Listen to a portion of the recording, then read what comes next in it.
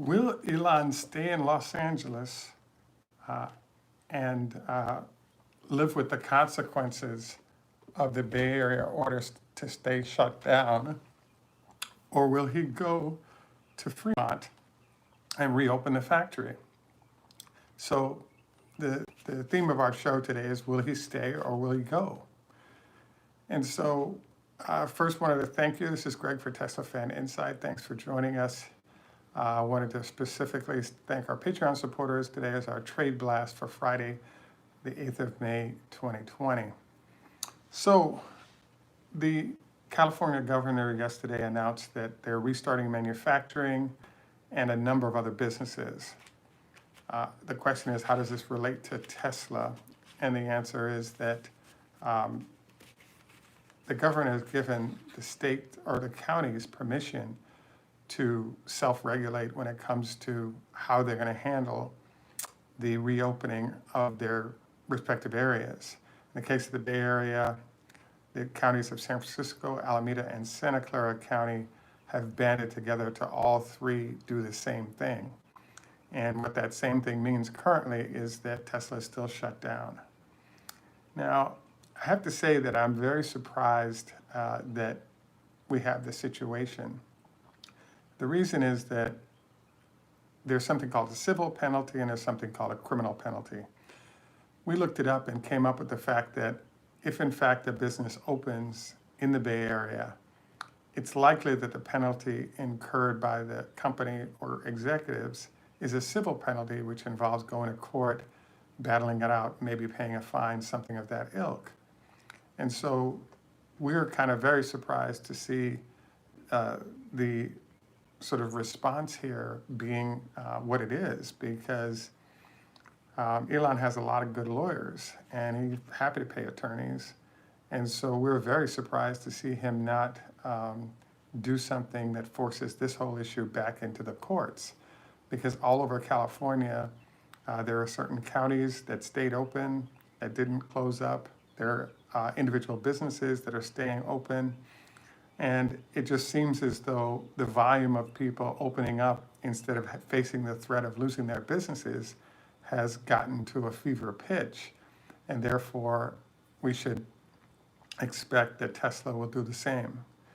Now, today, the stock price was up after the announcement by the California. Yesterday, I saw 792. The last time I checked, maybe higher now in pre-market.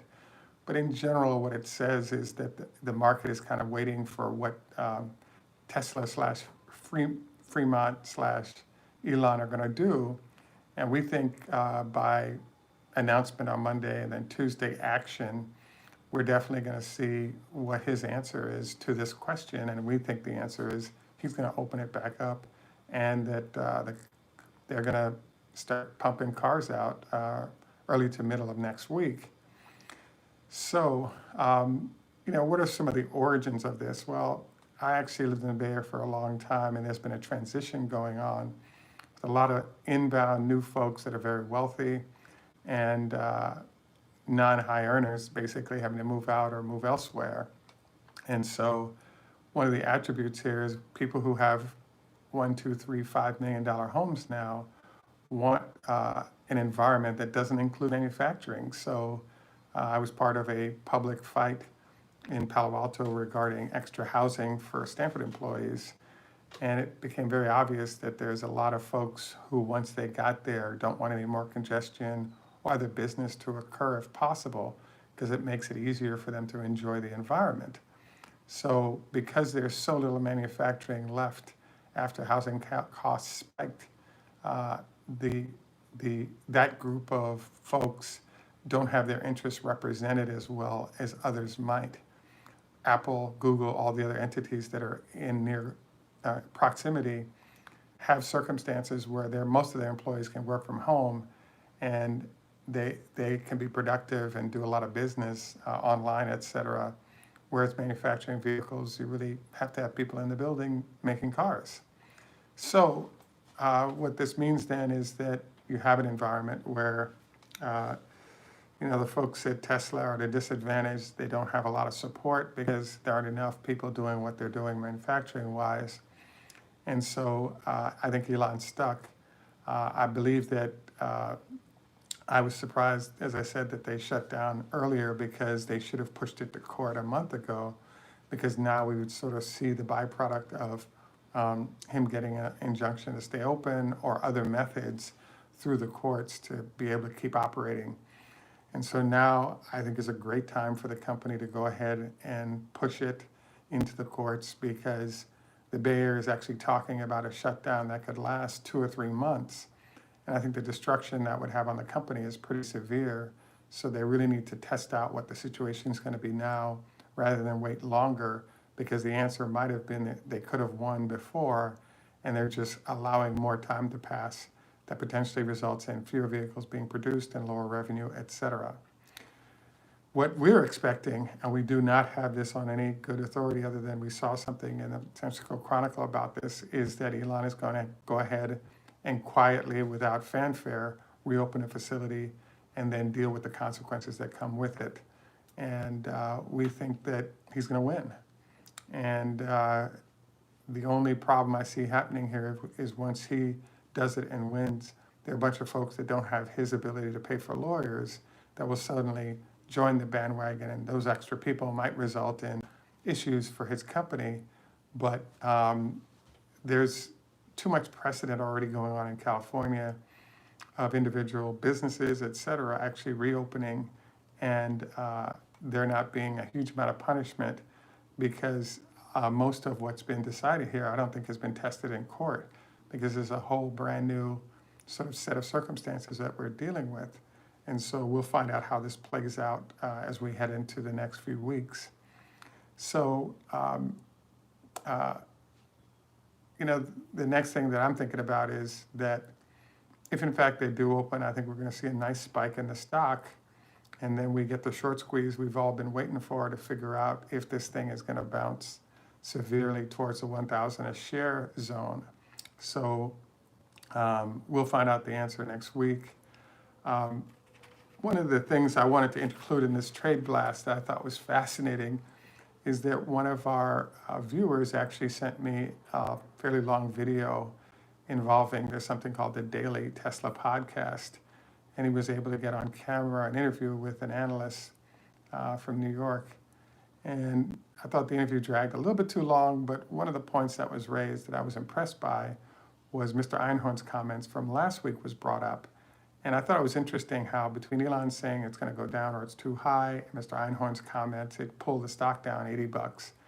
And obviously actually made a comment regarding the fact that Mr. Einhorn had certain questions about accounts receivables and how they were being handled, and therefore whether or not it put in question the whole balance sheet or income statement of Tesla / the balance sheet. And he had a really interesting answer that I was surprised by. And basically he said, look, the issue is that there may be some issues in that space. The manner in which information is released by most, if not all, companies doesn't give out that kind of information readily. And so for Mr. Einhorn to ask for them suggests that he's really trying to use sort of inference of bad behavior to besmirch the reputation of Tesla and potentially drop it into the Enron zone or force prices down while he's making money on his shorts. And so I thought it was interesting how this was handled, because one of the processes was Mr. Einhorn made his comment, and as we've talked about the 3-day rule, all the analysts that cover Tesla will suddenly get a phone call from their clients that hold large amounts of Tesla stock, and the question will be, what do you think of this? Can you do some digging? And those guys have done their digging and found that there's no grounds. And then you can also review the auditor's reports to determine if there's an issue here.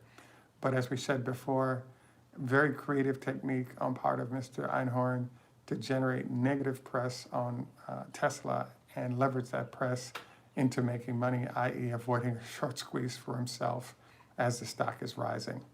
So the other thing we brought up, and I thought was really interesting that you guys should note, is that we actually mentioned that one of the things about Mr. Einhorn was the slowness with which Tesla responded in fact, they didn't respond. And so I was fascinated because, I don't know if you noticed, but we suggested that there needed to be a response by Tesla. Otherwise, it was implied that what was said was valid.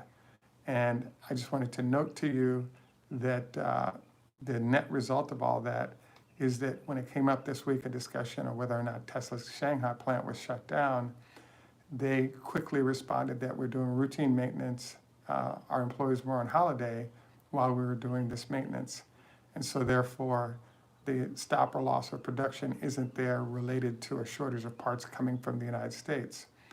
Now, they're saying as of the 9th, they'll be back in business producing, but we'll see if production does start on the 9th. I think it probably will, but it is a logical argument that Fremont being down this long / Reno being down this long could actually influence the part supply going into Tesla. So, a few things to keep an eye on here, and definitely worth noting. I want to thank you all for joining us. This is Greg for Teslafaninsight. Tschüss, German, au revoir, French, hey do, Swedish, Strasvich, Russian, hello, ni hao ma, Chinese, hello. And in Jamaica, we say, enough respect, walk, good man. Don't forget your 25 leg lifts, and don't go to bed within 2 hours of eating, preferably 4, to let the food digest. Have a great day, and bye for now. Thanks for joining us.